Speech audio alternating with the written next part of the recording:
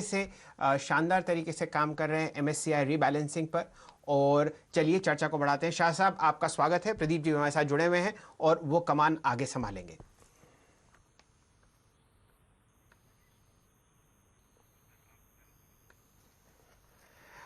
चलिए, आज ज़रा नेटवर्क में थोड़ा इश्यू आ रहा है।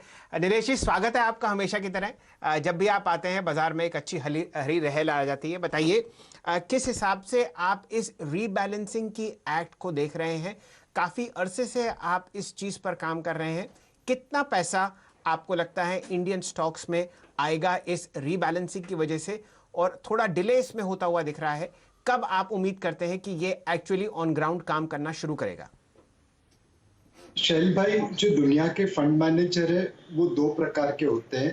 पैसिव फंड मैनेजर्स जो इंडेक्स को ट्रैक्स करते हैं, दूसरे एक्टिव फंड मैनेजर्स जो अपने हिसाब से इन्वेस्ट करते हैं, बट वह भी एक पोर्टफोलियो इस तरह बनाते हैं कि बेंचमार्क इंडेक्स को बीट किया जाए।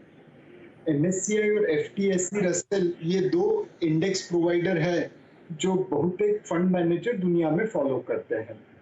जिस कंट्री का वेट इंडेक्स में ज्यादा होता है उसे उतना ही ज्यादा पैसिव फंड का पैसा मिलता है, और चांसेस है कि एक्टिव फंड से भी उतना ही ज्यादा पैसा मिलेगा। एक जमाने में हमारा और चाइना का इक्विलिब्रियम था, उनका मार्केट कैप हमसे 3 गुना ज्यादा था, तो उनका वेट इंडेक्स में अपने से तकरीबन 3 गुना ज्यादा था। फिर उन्होंने अपना जादू इस तरह चलाया कि उनका वेट हमसे तकरीबन 8 गुना ज्यादा हो जाता। कुछ कदम उठ गए थे उनके वेट को बढ़ाने के लिए, कुछ और आने वाले थे। और उस वक्त हम लोगों ने, अपनी सरकार ने, अपने रेगुलेटर्स ने, अपने एक्सचेंज ने, हमारे जैसे मार्केट पार्टिसिपेंट्स ने, सबने मिलकर काफी आवाज उठाई, काफी मुहिम की। और फाइनली मतलब एक स्टेप जो लिया गया कि बजट 2019-20 में हमने सेक्टरल लिमिट सब कंपनीज में बढ़ा दी और एफडीआई लिमिट के साथ ज्वाइन कर दी। उसके तहत ये दोनों इंडेक्स ने भारत का वेट बढ़ाया है। एमएससीआई जून 20 के पहले कर देगी, एफटीएससी भी तकरीबन उसी समय के आसपास करेगी। उस वजह से तकरीबन 2 से 10 बिलियन डॉलर का फ्लो भारतीय मार्केट में आ, $2 बिलियन का फ्लो इंडेक्स और ईटीएफ फंड से आएगा, और तकरीबन $8 बिलियन फंड का फ्लो एक्टिव फंड से आ सकता है। अब ऑब्वियसली एक्टिव फंड मैनेजर्स तब कॉल लेंगे जब उन्हें अपनी मार्केट अट्रैक्टिव लगे, बट एज लॉन्ग एज आपका बेंचमार्क वेट बढ़ता है 15 से 17%, प्रोबेबिलिटी बढ़ जाती है कि एफपीआई के फ्लोज यहाँ से लेके जून महीने तक इंडिया में आने लगेंगे।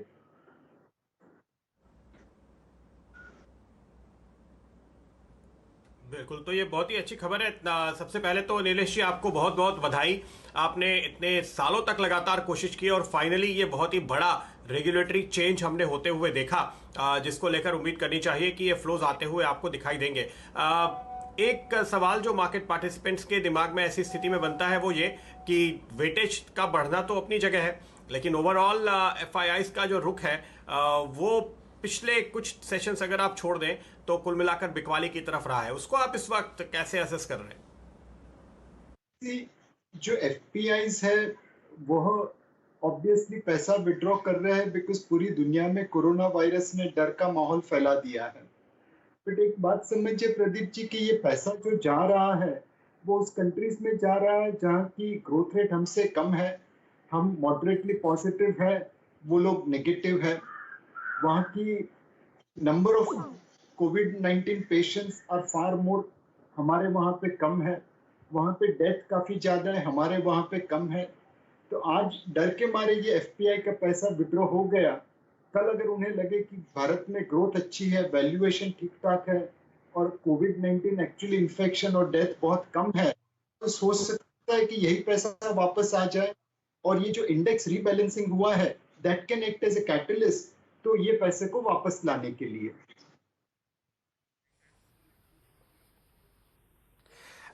शाह साहब, ये तो आपने बहुत अच्छा कदम उठाया, लेकिन जैसा कि आप कह रहे हैं कि एफआईआई पैसा विड्रॉ कर रहे हैं, ओवरऑल थीम तो हमारे बाजार के लिए थोड़ी पॉजिटिव ही है, क्योंकि जिस हिसाब से आप कोविड का स्प्रेड वेस्टर्न इकोनॉमीज में देख रहे हैं उतनी परेशानी हमारे यहाँ नहीं है।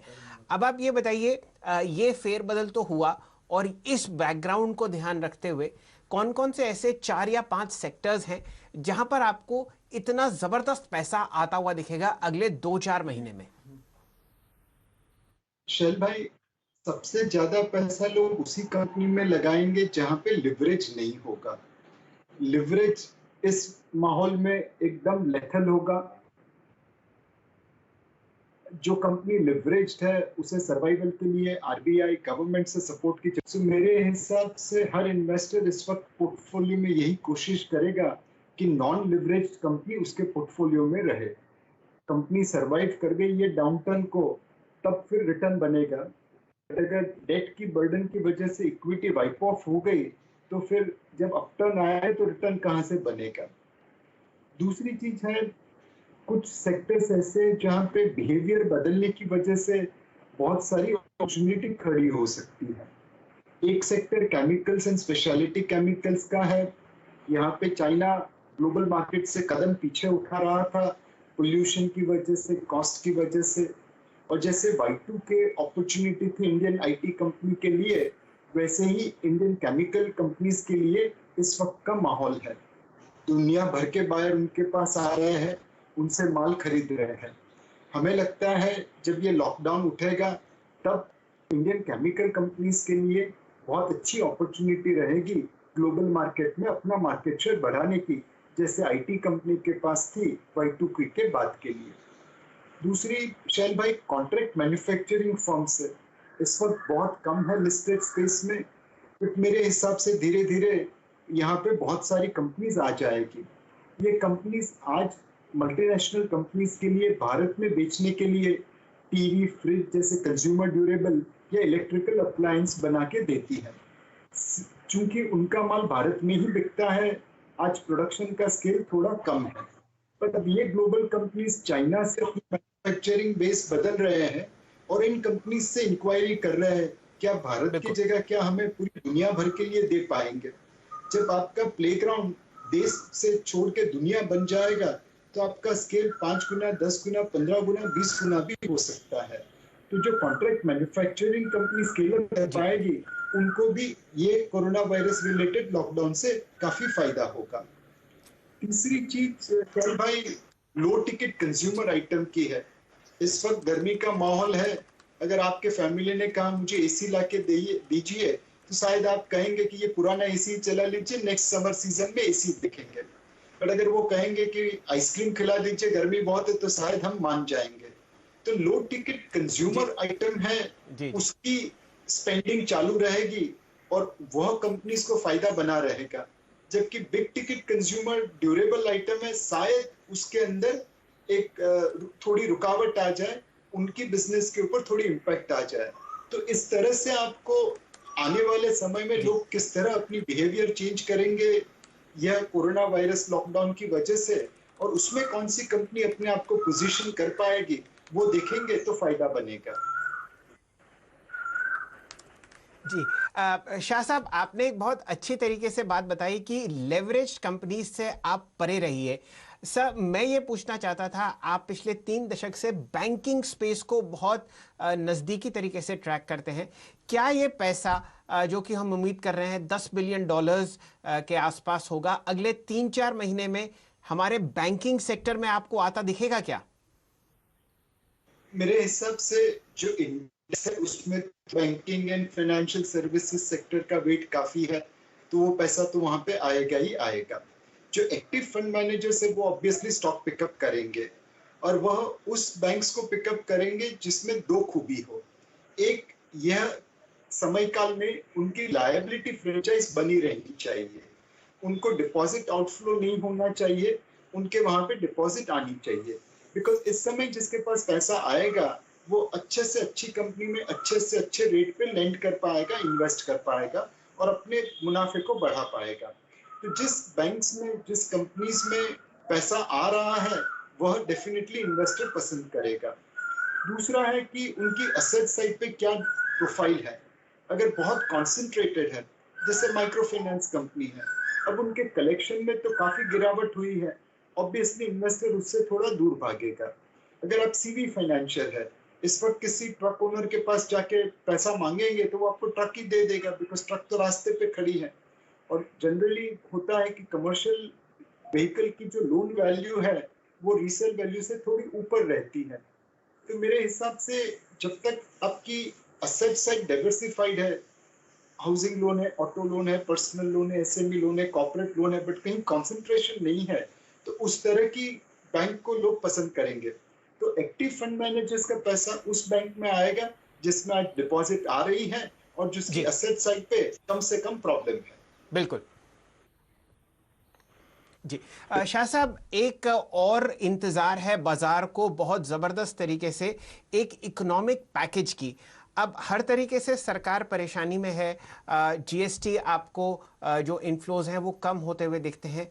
क्या डाइवेस्टमेंट एक ऐसा व्हीकल हो सकता है जहां पर कई लाख करोड़ रेस कर दिया जाए? और अगर ऐसी बात सही है तो कौन से ऐसे 3 या 4 स्टॉक्स हैं जहां पर आपको लगता है कि डाइवेस्टमेंट पॉसिबल है या स्ट्रैटेजिक डिसइन्वेस्टमेंट भी हो सकता है? शैल भाई, इस वक्त अगर आप डाइवेस्टमेंट करने जाएंगे तो हो सकता है कि आपको 100 रुपए की चीज 80 रुपए में, 70 रुपए में बेचनी पड़े, बिकॉज दुनिया भर में कंपनीज इस वक्त अपने कैपिटल एक्सपेंडिचर के ऊपर, अपने इन्वेस्टमेंट के ऊपर कंट्रोल कर रही होगी। तो मेरे हिसाब से डाइवेस्टमेंट के ऊपर ध्यान जरूर रखना चाहिए, बट डाइवेस्टमेंट तब करना चाहिए जब 100 रुपए की चीज हम 120 रुपए में बेच सके रादर देन 80 रुपए में बेच सके। इस वक्त जरूरत है फिस्कल स्टिम्युलस की अनडाउटेबली, बट उसके जो रिसोर्सेस है वो हमें डोमेस्टिक मार्केट में से खड़े करने पड़ेंगे। दुनिया भर में देख रहे हैं कि सेंट्रल बैंक्स अपनी बैलेंस शीट खोल रहे हैं। यूएस फेड की बैलेंस शीट क्राइसिस के समय 4 ट्रिलियन डॉलर की थी, तो वो बढ़ती बढ़ती 6 ट्रिलियन डॉलर हो गई है, और अलग अलग एस्टिमेट है जो उसे 9 ट्रिलियन डॉलर से 19 ट्रिलियन डॉलर बनती हुई देख रहे हैं। यही चीज बैंक ऑफ जापान कर रही है, बैंक ऑफ इंग्लैंड कर रही है, पीपल्स बैंक ऑफ चाइना कर रही है, यूरोपियन सेंट्रल बैंक कर रही है। जो सारी दुनिया कर रही है वह हमें भी करना पड़ेगा। दूसरी चीज है, सरकार के पास कई सारी ऐसी एसेट्स है, कई सारे फंड ऐसी जगह पे पार्क हुए हैं जिसको हम लिवरेज कर सकते हैं। जैसे बहुत सारे फंड हमारे एजुकेशन सेस में है, हाईवे फंड में है, अलग अलग तरह के कैंफा फंड में है। तो उन सभी फंडों में हम जब ऑब्जेक्टिव एक्सपैंड कर ले कि आप पीएम केयर्स में इन्वेस्ट कर सकते हैं या आप कोविड-19 रिलेटेड रिकवरी में निवेश कर सकते हैं, तो वहां से थोड़ा पैसा आ सकता है। दूसरा, कस्टोडियन ऑफ एनिमी प्रॉपर्टी है, जिसमें 1 लाख करोड़ से ज्यादा की रियल एस्टेट है, 10-11 हजार करोड़ के फाइनेंशियल एसेट्स है। उसकी रीट बना के, इन्वेट बना के बाजार में रख दे तो वहां से भी पैसा रेज हो सकता है। तो सरकार को इस वक्त अनकन्वेंशनल अप्रोच देखना पड़ेगा। क्रिकेट की भाषा में कहूँ तो रिवर्स स्वीप खेलने से भी डरना नहीं चाहिए। बॉल में रन बनना चाहिए, चाहे फिर वो स्वीप हो चाहे रिवर्स स्वीप हो।